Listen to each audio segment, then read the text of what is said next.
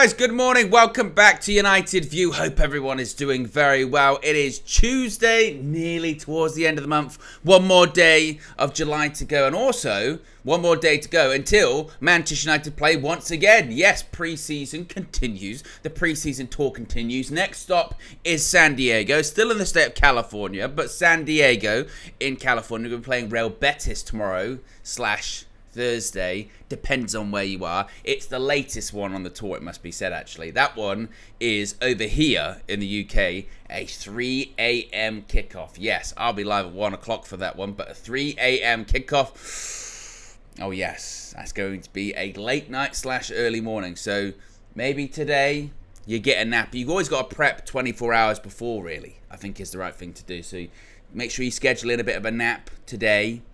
And then tomorrow, of course, you get your naps in as well. Make sure you can try and stay up late. You've got to train yourself, yes. So that's, I think, collectively we have to start our own training to be awake for that one. So that's going to be exciting for tomorrow. Plenty to discuss this morning, though, when it comes to transfers, particularly when it comes to the right back position at Manchester United. Wan-Bissaka getting closer and closer and closer, seemingly to a Manchester United exit, seemingly to a move to Premier League club West Ham United. We'll be chatting about that.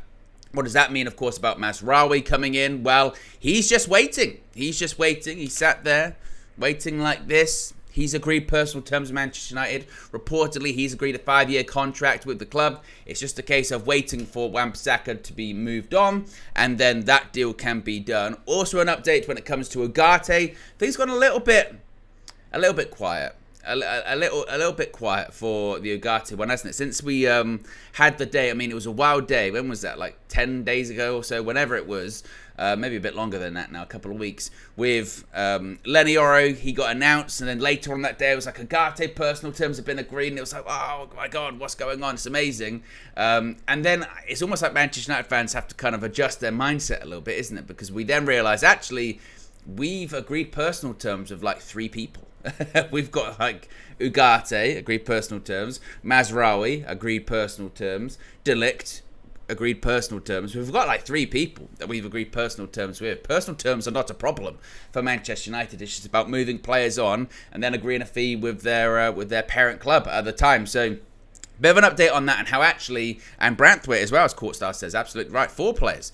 A bit of an update when it comes to Ugarte, how that might not be a permanent move now, could just be a loan signing, something like that. We chat about that. And also, Joshua Zirkzee has started training at Manchester United. He's not going to be part of the tour, but he is at Carrington. Well, he was there yesterday. He'll probably be there right now, actually. What's the time? 9 o'clock. Probably be reporting there in the last few minutes as he trains to be ready for the beginning of the season as well. And hopefully, depending on what's happening with Rasmus Højlund, whether his injury is serious or not. We still haven't heard anything official, by the way, from Manchester United or anyone about the severity of Rasmus Højlund or Lenioro's injuries coming out of the game on Saturday. We might hear something today, perhaps, but yeah, we're still waiting on that. So with that being said, it's important that Zirkzee is ready to go, because we're going to need him indeed. So be sure to smash a like on the like button. Be sure to subscribe. As you can see, top right hand corner, the countdown is very firmly on.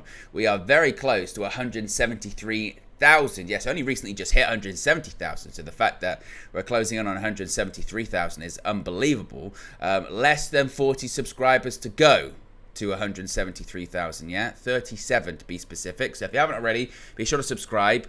I don't know if we'll be able to do it in the show. Be a big push, but anything is possible. Like this transfer window, anything is possible. So if you haven't already, be sure to subscribe and click that notification bell whilst you're at it. Also, if you see me doing this during the show, it's because the second screen is second screening, and I'm checking out any raking transfer news. I'll get whiplash doing it. So yes, what people in the chat saying. And also, by the way, it is bloody hot here today. Oh, I know. Whenever we bring up the temperature conversation, it's hotter where you are, but it's going to be as high as 31 today, which is just not for me. I know in other places where it's hotter like that all the time, I clearly would not survive. But yeah, it's not good. And you know when I had this last night, when you've got the fan on, because obviously over here in the UK we just don't have central aircon or whatever. So you bring out the fan. I think every house, they should anyway. Everyone should have a fan in the UK. And I think everyone does, and they get brought out for what, 2 or 3 months a year, maybe. Probably not even that much. They get brought out, and then it's one of those ones where last night it's not even blowing cold air. It's just blowing air. It's just blowing air in your face. Warm air. You're going, this is making no difference at this point. If anything, it's quite annoying. And then you do the thing of, well, if this isn't actually working, I'm gonna turn it off. And then you turn it off, and then like half a second you go, absolutely no way. It was blowing some air onto me. Oh, horrible. Do not like the heat at all. But yes, we've got the latest member of the EV Members Club is Fad Zurin. Am I pronouncing that right? I'm probably not. Apologies, but welcome to you. Tabrez with a super chat, appreciate the contribution, says trying to buy tickets for United versus Fulham on the website and I get accused of being a robot. This is lunacy. I'm not a robot. Sounds like someone's protesting too much, Tabrez. Okay, yeah, robot Tabrez. I think we all see you. Official. Tabrez is AI. Yeah, I think we've all seen what's going on there, Tabrez. We all see through you. But yes, enough about that. Let's talk transfers. Let's talk about Aaron Wan-Bissaka and the latest developments with that. It's been a bit of a strange one, this, hasn't it? Because just a week ago or so, you get the biggest oracle on transfers, maybe him and Fabrizio Romano, David Ornstein, in his article talking about a deal at the time that had been agreed between West Ham and Bayern Munich for Mazraoui. You get a report that Aaron Wan-Bissaka had turned down West Ham in favour of a move to Inter Milan. He wanted to go to Inter Milan. Well, fast forward several days later, it's looking like this Wan-Bissaka to West Ham deal is a real possibility. So this is the sort of latest developments on all this. It comes from Clarence and Hugh beginning, which is sort of West Ham insider, saying that Aaron Wan-Bissaka has now agreed personal terms with West Ham. The only thing left is the final fee, with the clubs not far apart in valuation. The deal is now expected to be completed. Now, as is the case with a lot of time with some of these accounts, you never know. You wait till you see and hear something a bit more official. Florian Plettenberg, who of course is coming at things from the Bayern Munich side of things over there in Germany, he's saying new talks about a permanent deal of Aaron Wan-Bissaka have taken place today. That was late last night. But there is still no verbal agreement between the player and West Ham, not even between the clubs. More rounds of talks and negotiations are scheduled. West Ham are keen to sign Wan-Bissaka, but with clear financial limits. Now, what would that mean, of course, when it comes to Mazraoui? Well, Florian Plettenberg has also said that FC Bayern and Manchester United are in direct and positive talks about a transfer of Noussair Mazraoui, with Man United considering the deals for Matthijs de Ligt and Mazraoui as two separate transactions. This isn't going to be a package deal. Currently, there are no plans to complete both transfers as a package, as I mentioned. Agreement between Mazraoui and Manchester United is in place. Once Aaron Wan-Bissaka moves to West Ham, nothing will stand in the way of Mazraoui's transfer to the Red Devils. So we're kind of as we were yesterday, I suppose, in the sense of everything hinges on what happens with Aaron Wan-Bissaka. I still think this one will happen, but there is this feeling in the back of my mind, and I don't know what you guys think about it. There is this thing in the back of my mind that just sort of goes, well, if David Ornstein's reporting sort of around this time last week was accurate, that he had turned down West Ham in favour of, if I'm going to go anywhere, I only want to go to Inter Milan, what would change in the space of 7 days is what I look like. Either that the reporting from Ornstein was maybe a bit wide of the mark, which nothing's impossible, I suppose, but he's pretty spot on, really, isn't he? What would have changed? Is it a case of, again, more money? Is it a case of, actually, no, well, I never really turned them down, and now I've actually had some more discussions with Manchester United. They've made their point clear. Maybe that Inter Milan thing was never really a possibility, because it's quite a strange name just to be plucked out of the air. If I'm going to go anywhere, I want it to be Inter Milan. Have they shown interest? Like, is the Inter Milan thing a real possibility? Like, what is that? Maybe it is again. Maybe it is a case of more money and Manchester United being very transparent about their views on Wan-Bissaka or their views on his future. Maybe that's the thing. I think it was it Harry Maguire a couple of days ago came out and said, well, everything I've heard is that I'm going to be here, and until they tell me they're going to sell me, I'm going to stick around. Maybe Wan-Bissaka might have been in a similar situation, right? Until I get told to my face by Dan Ashworth or by Eric Ten Hag that I'm not in the plans and I'm not going to be used or anything like that, then I'm going to stay. And it would be interesting if Dan Ashworth does go up to him and say, hey, yeah, we're looking to move you on. And it's quite interesting, actually, the reaction that this is generating. Shocker, a topic that is divisive among the Manchester United fan base. What isn't? I mean, at this stage, what isn't? Because, I mean, put it in the chat right now. One, if you would like Wan-Bissaka to stay. Two, if you think he should go. Because my prediction for this, by the way, is that it will be quite mixed, I think. Certainly that is what I'm seeing on social media. I think that, again, I look at the circumstances. I look at the circumstances and go, well, he's got a year left on his contract. It's now or never, isn't it, really? It's now or never as to what's going to happen with him. So seeing some ones, seeing some twos, some saying 1.5. Yeah, it's a bit mixed. It's a bit mixed. And I don't know if that's a case of because who the replacement is going to be, right? In Mazraoui, there's concerns obviously about his injury record, which are valid. This isn't like the De Ligt one. Remember the situation with De Ligt was, well, he's injury prone, and then when you actually really looked into his injury record, he had 2 seasons where he had suffered quite bad injuries, but apart from that, he was actually fairly on par with most other, centre backs. It wasn't actually a big, it was kind of one of those kind of mistruths that goes around, or over exaggerations. Whereas when you look into Mazraoui, the injury record is absolutely valid. I mean, it's not good over the last 4 or 5 years. But then you look at his qualities in Mazraoui, you go, well, he's probably technically more proficient, more comfortable on the ball than Wan-Bissaka, maybe a bit better going forward than Wan-Bissaka.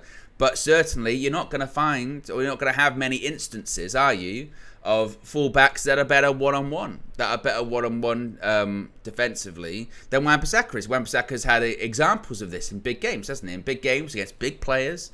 And we come out of it going, I tell you what, he was bloody good today, Wan-Bissaka. We didn't have much going forward because it wasn't that kind of game, because we were pinned back most of the game, and he was really good one-on-one. Look at the FA Cup final. A recent example is the FA Cup final. And do you know what it is like? It's like, I almost view it similarly to the David De Gea argument again, which is there are strong pros and there are really strong cons in it. So obviously with the De Gea situation at the time, wasn't it? It was like, but he's been making really important saves, and he's won us games with his save. He's won us points on his save. He got the Golden Gloves, damn it, that season, and so why would we want to get rid of him? And then the negatives would be, but he's not very good with his feet, and we want to move on, and we want to be playing up from the back, and it's going to be difficult, but we've got to move forward. You've got to progress. You've got to, get with the times and that kind of thing. And it's kind of similar with Wan-Bissaka, isn't it? He's a great defender in one-on-ones. I wouldn't say totally he's a great defender, because I think from a defensive point of view, there are still frailties to his game. I mean, he's been at the club for 5 years now, and he still doesn't know what's over his shoulder most of the time. When it comes to set pieces, corners, free kicks, the amount of times that the guy behind him's been lost, I mean, that's still a thing. And maybe progressing the ball forwards. He gets a bit of a bad rap, I think, sometimes technically, because he looks very uncomfortable, but he still manages to get the job done most of the time.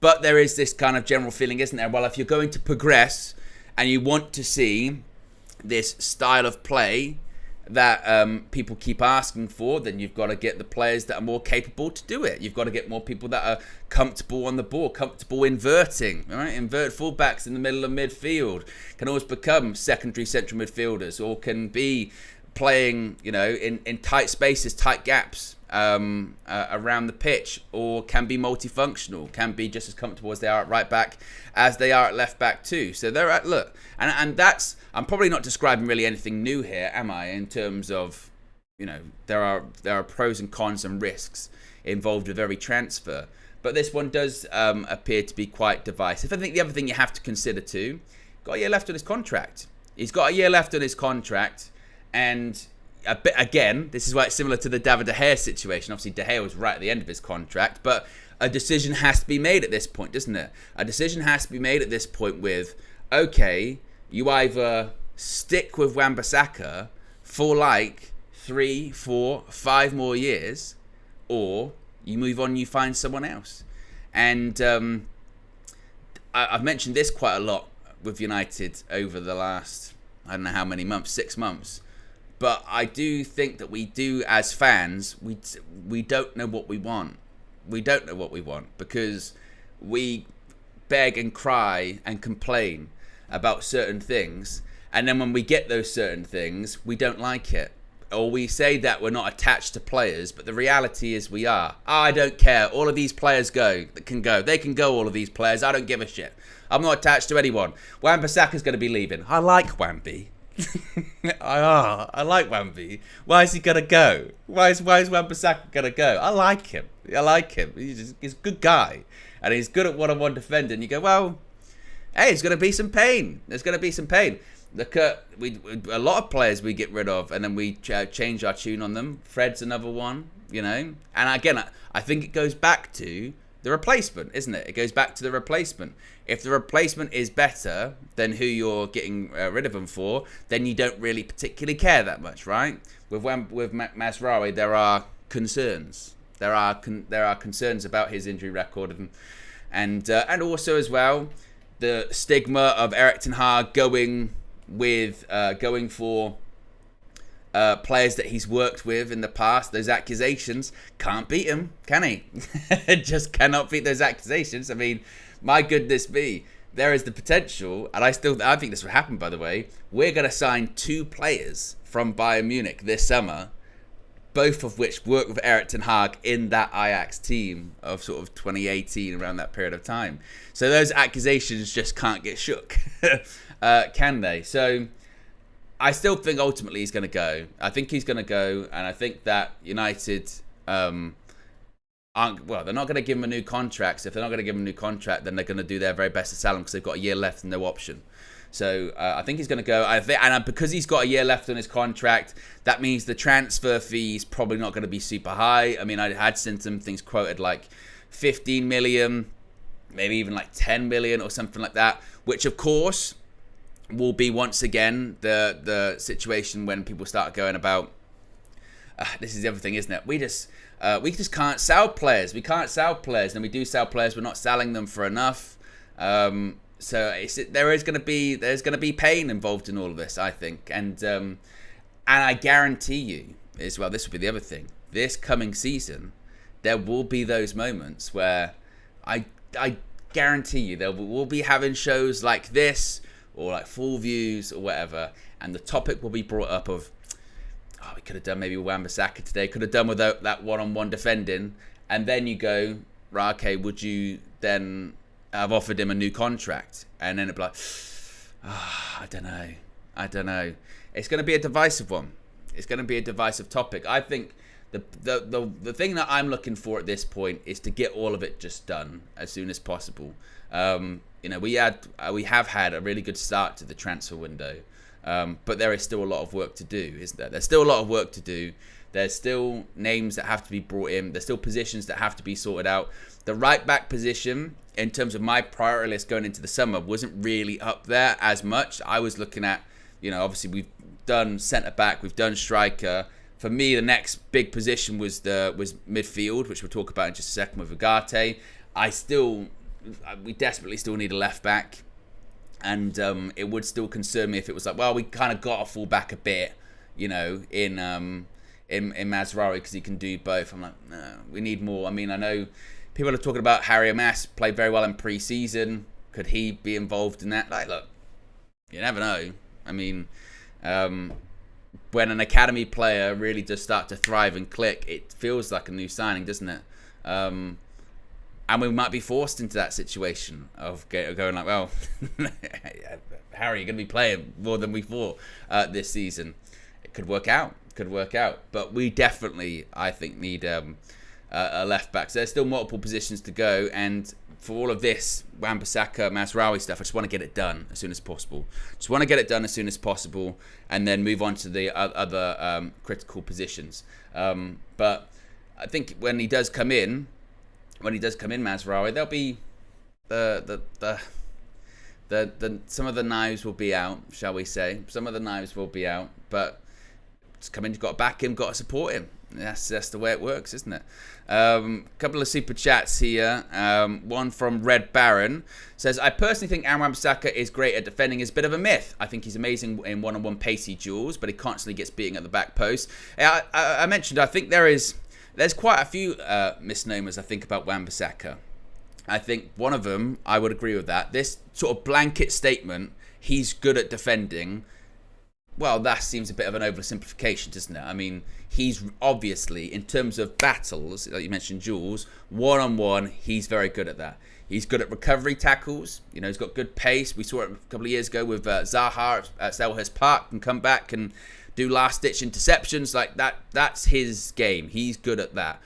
In terms of positioning, in terms of knowing what's on his shoulder, in terms of being in line with the back four, he struggles with that. I mean, I know that that Coventry goal at Wembley was ruled out offside, even though it's one of those weird ones, that one, isn't it? Because they were like, oh, was the foot over? I don't know. I don't care. We won the FA Cup. Who gives a shit? But he was the last man in that line. So the idea that Wan-Bissaka blanket, he's a really good defender, well, like with anything, there are aspects of defending he's very good at, like the one-on-ones, but there are other aspects he's not great. The other myth, as I mentioned, is that he's this terrible person on the ball that has got no control of it and can't go forward. Well, that's not completely true, is it? You know, we have seen instances of him actually playing all right on the ball. Just this past weekend against Arsenal in that preseason fixture, he had a run up the right-hand side, whipped it in, and it was the one where Højlund got injured, ironically enough, and Højlund went with it with the wrong foot, held his hamstring afterwards, but it was a good ball in the box. It's exactly where it needed to go. So there's a lot of sort of, I think, generalising about Wan-Bissaka, but the manager and I guess the leadership team at United think that they could do better in that position. And also, whoever comes in, I mean, they're not going to be the starting right back either, are they? It's going to be Diogo Dalot. I mean, let's face it, last season with Wan-Bissaka, had it not been for all of the injuries at left back, he might not have had a lot of game time towards the end of the season. I mean, he was in at left back, and because it was really difficult to know until you literally saw the game kick off where Wan-Bissaka and Dalot were going to play last season, wasn't it? Because sometimes you'd have Wan-Bissaka at left back, sometimes you'd have Dalot at left back, and you never knew. But yeah, I think there are a few, myths. I think that's probably fair with Wan-Bissaka. Harry says, fans are fickle. I'm glad we aren't in charge. And Harold says, I think Mazraoui is not made for Premier League football. Well, we shall see. It does look like he's on his way to the Premier League, doesn't it?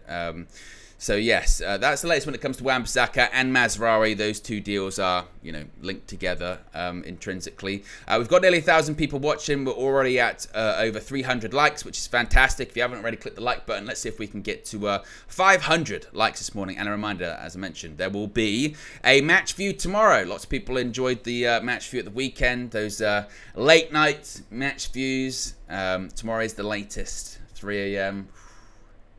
I feel like I'm going to have to go into like training camp to get ready for it. That is going to be a bit of a late one. So, yes. But if you haven't already, click the like button. Reminder, that's at 3 o'clock kickoff. I'm going to be live at 1. Which I'm actually glad of, to be honest, because sometimes you need to build yourself up to that late. But it's going to be Real Betis. And hopefully we'll get some team news about that today as to what's going to happen. I don't know if there's going to be a press conference. There might be. I would think there probably would be, actually. It might be a press conference tonight, and when I say tonight, very late tonight.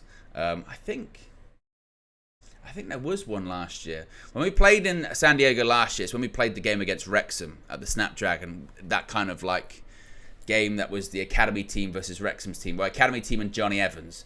And I think like Hannibal was involved in it. And I remember Wrexham won, and I also remember that their player got injured. Do you remember that? Where it was like a ball over the top, and who was it that was it? I think it was the goalkeeper that ran into the Wrexham player, and I think he like cracked his ribs or like punctured his lung. It was a horrible injury. Yeah, I remember that was the game at the Snapdragon last year. But this time around, we've got Real Betis. And that's not even the first time. We've under Erik ten Hag, we've played Real Betis a few times, actually. Obviously, we played them in the Europa League. And they were the first game we played after we lost 7-0 against Liverpool. We played them in the Europa League. And we also played them in a winter season friendly. It was during or just after the World Cup, whenever all that. No, it was during the World Cup. That was it. Because I remember the same day England played France. Actually, yes. We played them in a preseason, mid-season, winter season, whatever you want to call it, friendly. I think United lost. So Real Betis, a lot of connection there with Real Betis under Erik ten Hag. So. Yes, that's going to be tomorrow. Right, a little bit of an update on Manuel Ugarte. Some people have been wondering what's been going on with him. Well, Fabrizio Romano has said that PSG would be open to a loan deal with an obligation to buy for Manuel Ugarte. He is waiting for a Manchester United move. Now, we could get some developments on this because it looks like PSG are getting closer and closer to João Neves, of course, player we were linked to at first. Fabrizio Romano has said for them, key hours ahead for Paris Saint-Germain to formally seal João Neves' deal. The agreement's almost done since last week. One more meeting. They're going to sign him for around 70 million euro. They're also going to have Renato Sanchez go to Benfica, but it had been put out there that once this deal was done, that would pave the way, once again, for Ugarte to come to Manchester United. So this could be a loan deal. Now, it's quite funny, this, isn't it? Because the Ugarte valuation and what type of deal this would be has gone all over the place over the last sort of 10 days or so. Because, remember at one point, it was like, 59 million. Then it was like 70 million. Everyone's going, where's the flex button? Everyone was going, what the fuck are you talking about? Because everyone was like, well, if we could spend 70 million euros on a midfielder, we'd just go for João Neves. Obviously, we can't. And this one was also another one that seemingly for a period of time hinged on what's going to happen with Scott McTominay. I mean, it has been reported once again in the last sort of, day or so, that Fulham are preparing another bid for Scott McTominay. And Fulham are active this summer, aren't they? Yeah, Smith Rowe. I mean, I know they sold Palhinha, but looked like the bulk of that transfer fee went into getting Smith Rowe. How much money have they got left over? They could go for Scott McTominay. And it felt like in the same way that the Wan-Bissaka exit is intrinsically linked to the Mazraoui incoming, then Scott McTominay would kind of be kind of similar to this one, where McTominay goes and then Ugarte comes in. But if they're suggesting that it's just going to be a loan deal, then that might change things a little bit. It might be a case of, well, we don't have to fully move on a player. We can, part of a transfer fee of someone can go into this loan deal. Whether it's an obligation to buy or whether it's an option to buy, that's going to be part of it too. So this is why, if you remember yesterday, Fabrizio Romano said this could be a really big week for Manchester United in the transfer market, is because there are a lot of these deals that certainly Manchester United on the player side have kind of done everything on. You know, with Mazraoui, personal terms, done. With Ugarte, personal terms, done. With De Ligt, personal terms, done. So if they can move on these players, or if they can just find the money to do the deals, then they'll get done very, very quickly. So now with PSG seeming being very close to sealing this João Neves deal, that would possibly pave the way for the Ugarte one to happen.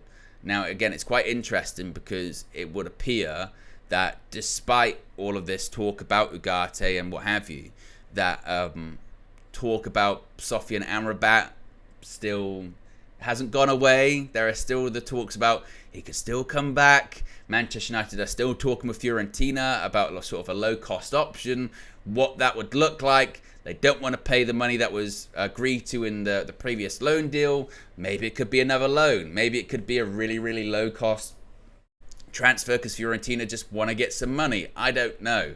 But it's quite curious because already some of those players that I think we just completely assumed were going to be leaving, namely, I think Casemiro. I mentioned this quite a few times that I think there was a lot of it was like a foregone conclusion. Casemiro's going to leave. Casemiro's going to leave. Casemiro's going to go Saudi. That's going to happen. We were already playing around with the Casemiro money. I remember saying it a few times, like, I feel like that's not as much of a sure thing as it's being made out to be. We're assuming that's the case. We're assuming Casemiro, he's gonna be going Saudi, and pretty quiet, isn't it? Pretty quiet. Nothing really happening. Not really hearing all that much about it.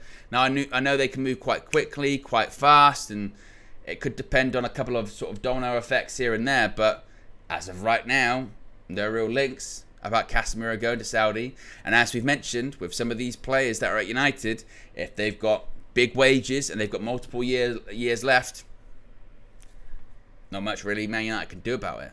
You know? And that's not, for me, that's not like an Ineos criticism. I've seen people going, see, same old. Ineos, they're just the same as the Glazers. They can't sell these players. They can't do that, blah, blah, blah, blah, blah. Well, I'm sure that your Dan Ashworths, your Jason Wilcox, your Omar Baradas, look at these contracts that, you know, have been saddled on the club and look at them and go, well, we can't. Obviously, we're in a very difficult position here. What are we going to do with that? We can't. That is so difficult to sell, to convince. You know, if Casemiro is happy at Manchester United, nothing we can do. Same with the Antony one. You know, if he's got multiple years left on a contract, that could be worth, you know, according to reports, £200,000 a week. And we're trying to go, maybe we should go to Besiktas or something. He's like, what? Why would I go to Besiktas? No disrespect, but why would I go there? Well, you know, you're not really maybe going to play that much here this season. All right, cool. All right, I want 200k a week. I got multiple years left. That's calm. That's fine. Not a problem.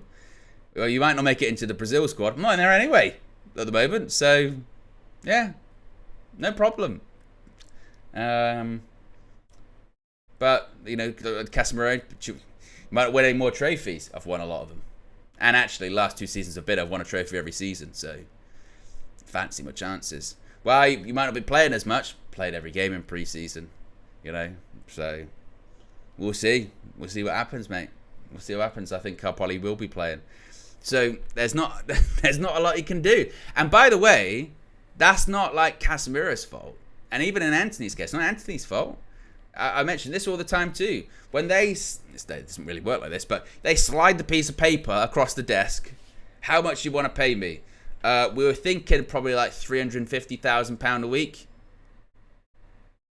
I couldn't take that. That's too much. Do you know how old I am? Seriously? 4-year contract? No, I could never. No. You could have it back. Probably about half of it, please. That'd be silly. What do you want me to do? Bankrupt this club? In a year or so time, I'll be a bit sort of slower, you know, and flying into tackles. No, I can't. No. All right. Well, since you're forcing my hand, I've got to bloody sign it. I've signed it. It's on paper now. So, you know, that's guaranteed for 4 years. Lovely. Nice. You want me to leave? No chance. So there's not a lot United can do with that. That's when I circle back to the Wan-Bissaka one of there is something they can do with that. It's got a year left. Of his contract. It's going to be a free agent at the end of the season. So that one can get done. But a lot of these other ones that have been done in the last couple of years that have still got time left on their deal, not a lot Ineos can do. They're like, well, in an ideal world, yeah, we'd love to. We'd love to move him on and then reinvest that into a younger midfield, reinvest that into a couple of signings. But if the player says no, then that's it. Can't do anything about it. And that's the challenge. That's the difficult thing, isn't it? Now, if these players had been signed to contracts that were significantly less, then, you know, it probably wouldn't scare off other clubs and there could be business to be done. But that's the difficulty with all of this stuff. So when it comes to Ugarte, it's not a case of, well, we'll wait for Casemiro to go. If we're waiting for Casemiro to go to sign Ugarte, we ain't signing Ugarte. Probably then this summer. If we're waiting for McTominay to go to sign Ugarte, that's a possibility. If it's just we could do a loan, then maybe we can figure that one out. We can do that one. But yeah, I still do believe that this one will happen. But I tell you honestly, when it's this time of year, yeah, I'm like I feel like I'm a jet setter without leaving the country, because I'm existing on UK time and on like California time at the moment at the same time. I have here to my left on this screen, you know, you can get one of those apps where it shows you like 4 different clocks, like you're in like a big sort of Wall Street office, and you've got like London time, Los Angeles time, you know, Japan time or whatever. I've got one of those. I've got like London now because they're in San Diego. I've got like New York for the wrestling. I tell you what, it wreaks havoc on you. I woke up this morning, I was like, oh, what time is it? What day is it? Oh my goodness. But yes, when it comes to the Ugarte one, I still do think this one will happen. But my prediction a few days ago was that we could see a lot of stuff happen towards the end of the window, and not just for us, by the way. I think that's across the transfer window. I think that's just across the market. I mean, you look at like, I was thinking about this the other day. You look at like, say, Liverpool. Have they actually made a signing yet this summer? I don't think they have. I don't think they have made a signing this summer. And but Arne Slot. So that's what they're saying. And actually, I was thinking about this too. That I've seen all of these Liverpool players come out and talk about how great they go. I've never felt this good. I've never felt this good. I've never been so excited about the football. And I thought, is that not a bit disrespectful to the guy that was just here? I tell you what, love the guy that was just here. I've never felt better. I've never felt better. Football's great. I'm like, oh. I wonder if Jurgen's watches that going, that's nice. That was nice. But I will say, I do think that I have seen grumblings the last few days. I saw it was Marcel. Marcel atted me on Twitter. I'll see if I can find it actually. I want to read it out verbatim. He atted me on Twitter. Scroll down. Here we go. He said, at Owen United View, give me a follow. Remember, I said I wasn't happy with the speed in which transfers are happening. Also remember, I said outgoings are more important than incomings. I'm worried. Thus far, the window hasn't been good enough. And I was sort of looking at that going, and this is when I sort of cast my mind back when I say that I don't know what Man United fans actually want. Legitimately, like 7 days ago, we're really happy with how the transfer window is going. Now, I don't think anyone 7 days ago said, well, that's it now. Transfer window's done. No more signings for me. I'm full. Look at the size of my belly. I couldn't take another one. You know, it's like, no, this is a good start. 2 signings. More still needs to be done. We can't keep up this pace of signing a player every single week. We can't do that. But, you know, things are going all right at the moment, isn't it? And in the space of like 7-10 days, we're now going once again.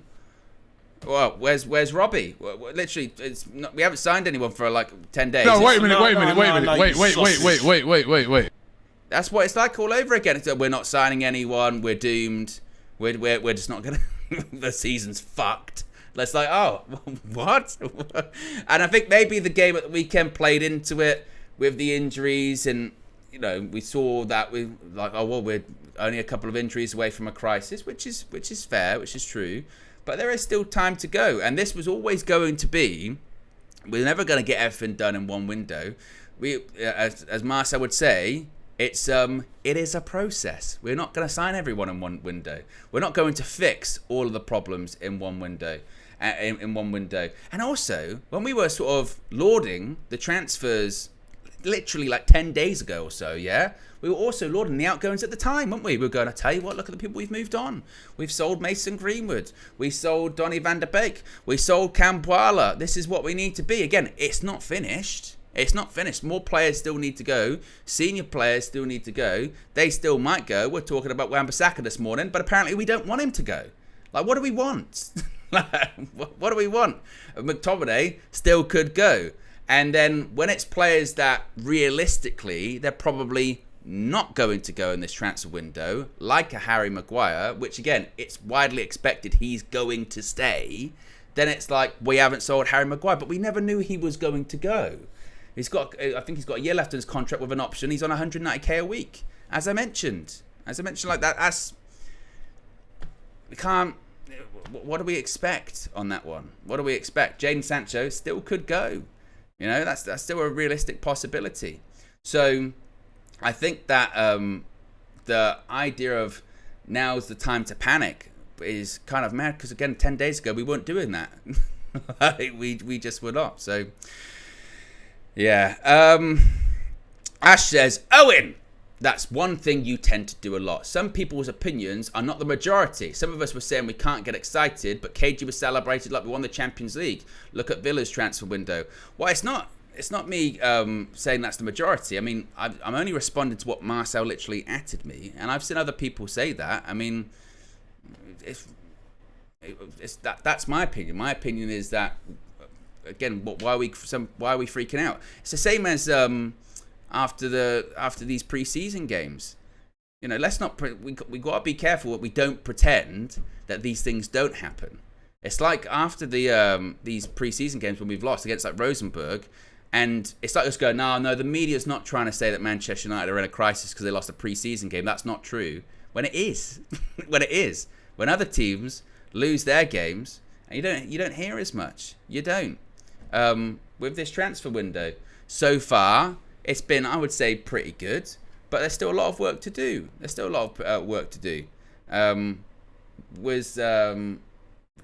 KG and the Euro stuff, I'm not going to tell KG to be someone else. That's KG. He's always going to make songs or whatever. That's cool. But yeah, it's just, like I mentioned, my feeling is I think as fans, we're so like, we just want things to be good. We just want things to be good, and we just want things to go back the way they used to be 15 years ago or whatever.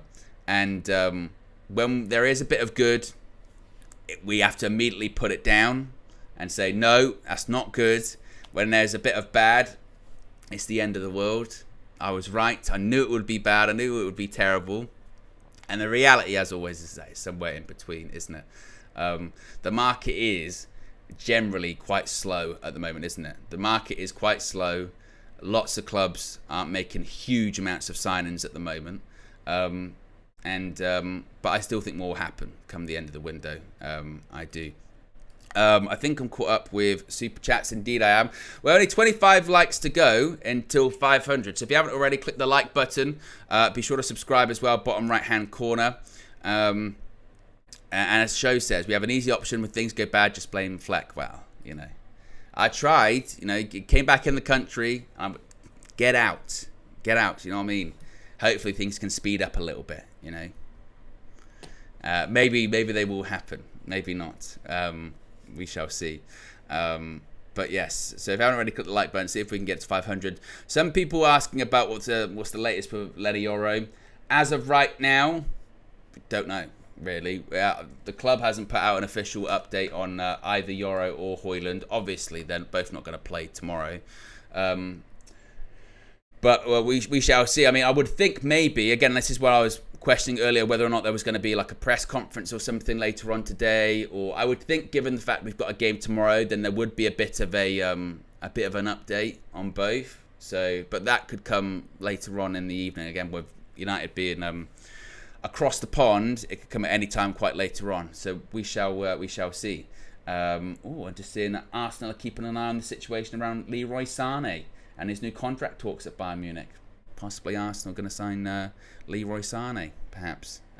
They got a bit of an ex-Man City thing going on there, don't they? As we've got an ex-Ajax thing going on there, they've got a bit of an ex-Man City thing going on there at Arsenal. Ash has been a member for 24 months, 2 years support. Appreciate you, Ash. Says, fair enough, Owen, but I'm worried not because of pre-season, but because it's glaringly obvious that we can have the same defence issues as last season. Well, obviously, with the defence stuff at Manchester United, that's why we need multiple centre-backs. But that's why we're going for multiple centre-backs, isn't it? You know, and that's why I said that for me, the left-back's a priority position. And, you know, but that's also what I think we do have to temper our expectations a bit, in the sense of, I do think that I still believe we'll probably sign 3 more players in this window, 2 or 3 more players, but it's never going to be enough. It's never going to be enough. We're never going to fix all of our problems in one window. And there are still going to be moments this coming season where I do think we'll be better than last season, hopefully, and we get injuries under control. I know it's probably a bit of a wild thing to say after 2 injuries in our first preseason fixture, but I would hope that we'd be better. But we're not going to be complete. And some of those sort of bigger players that maybe you were hoping were going to be leaving, like your, let's say, you know, Maguire, like your, who else could you say? Even someone like, like an Anthony, or even if you think Marcus Rashford should leave Manchester United, that is not going to happen in this transfer window, is it? Now, could it happen next year? Anything's possible. A year's a long time in football for things to change and for stuff to happen. But those sort of bigger names that I think people focus on, it's just not going to happen. It just isn't. Again, because they've got too much time left in the contract, and they've got they're on too much money as well. So those ones are just going to be very slow. I mean, even someone you would have thought like a Christian Eriksen, that he was going to be leaving this summer. He did the interview the other day, and he was a bit like, well, I'm happy here. I think I'm going to stay. And once again, if that's what the player wants, not a lot of people can do, you know? Not a lot of people can do. Although I will say, I think with the Rashford stuff was funny after the game at the weekend, because I saw, I think it was at halftime or full time, in the chat, some people really going in. Rashford offered nothing. He got the assist for the goal, technically. I don't think he was that bad. I think he was that terrible. But there is this hyper focus, isn't there, on him? Whereas, like in the FA Cup final, he did well in the FA Cup final. I saw the other day, fan footage from inside Wembley of that second goal. And when you haven't seen that second goal for a few weeks, or in this case, if it was like a month or so, that's such a good goal. That is such a good goal. Playing out from the back, Rashford with the switch, out to Garnacho, cuts it back, Bruno with a touch over to Kobe. Like, it is a really, really, really good goal. And I think people just remember the Bruno pass to Kobe for the goal. But you forget the whole build-up of it. You know, the Rashford switch was really important in that goal. And look, he's got a massive season ahead of him, no doubt about it. Can't be as poor as he was last season. I don't think I pushed back the other day. I did it when we were building up to the match, because Erik ten Hag said in his press conference, didn't he, saying that he thinks Rashford can do that, 30-plus goal season that he did a couple of years ago again. And I don't know if he can. I think that was a purple patch. I think the biggest thing that Marcus Rashford has to figure out is consistency.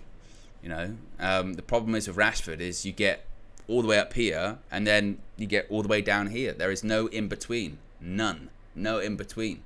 And that's the biggest thing he needs to fix. And he needs to fix this. He does have this kind of like, I don't know, just this. We saw it a lot last season of sort of the slumped shoulders and the sort of shrug. And he's in games, you can see him, he starts sulking in the games where he just goes, you know, and it'll be on him, a couple of bad touches, and he'll go, you know, and not like, you know, obviously Bruno can be like, you know, flailing his arms or be annoyed, but he's still running, he's still going, he's still trying to make stuff happen. Whereas you do get the impression with Rashford, once the head's gone down, then there's like this sort of 10-minute period where he's like, oh, you know. That's what I think. That's the biggest thing that he needs to fix. It's the body language part of it, and that's got to be across again an entire game, not a 15-minute period as well. But we're diverting. We're diverting. Joshua Zirkzee, he has started Manchester United training. Yes, Manchester United released this yesterday, saying Joshua Zirkzee had arrived at Carrington. But if you're expecting him to be on the pre-season tour, not going to happen. Manchester United released a statement saying Manchester United's first signing of the summer transfer window, Joshua Zirkzee, has reported to Carrington to begin his build-up to the new season. Obviously, it was a delay. He wasn't involved in the tour squad due to Zirkzee's involvement in his country's campaign at Euro 2024, where the Netherlands reached the semi-finals. But after completing his summer break, Zirkzee arrived at the training ground at Carrington on Monday morning, that being July 29, in readiness to start his pre-season campaign. Of course, he's not going to be involved in the final 2 games of the tour against Real Betis and Liverpool, but he will build his fitness at Carrington in preparation for the wider squad's return to Manchester next week. After the Liverpool game in South Carolina on Saturday, Ten Hag's group will head home and begin preparations for the first competitive match of the season, that being the 2024 Community Shield at Wembley on August 10 when we face Manchester City. That could be when Zirkzee makes his official Manchester United debut. Now, we had kind of heard all of this. We had heard that the players that weren't named on the tour, those international players, so like Zirkzee and others, they were going to be coming back to Carrington. It was going to be staggered, and they were going to be working with Steve McLaren. Steve McLaren had stayed behind, so McLaren's going to work with, you know, Bruno Fernandes, Diogo Dalot, Joshua Zirkzee, Kobbie Mainoo, Luke Shaw, etc. when they all come back. So they'll all be ready to go by the time we play in the Community Shield. So we are going to have a relatively strong side, Licha as well, Alessandro Martinez, Alejandro Garnacho. And with Rasmus Højlund's injury, depending on how serious it is, we're going to need him. And also we need strength in depth anyway when it comes to the strikers too. So that's why also this pre-season tour of the United States is a bit difficult, isn't it? Because you're getting views at some of the senior players, you're getting views at the academy players, but it's not the finished article because some of the arguably the most important players in some cases all aren't there. So it's a difficult one to kind of judge it on, isn't it? But the important thing is that they're back. I know some people are like, why don't they just fly out to the US now? But by the time they flew out there, I mean, again, we've literally played tomorrow, so he wouldn't be able to play tomorrow if he flew out today.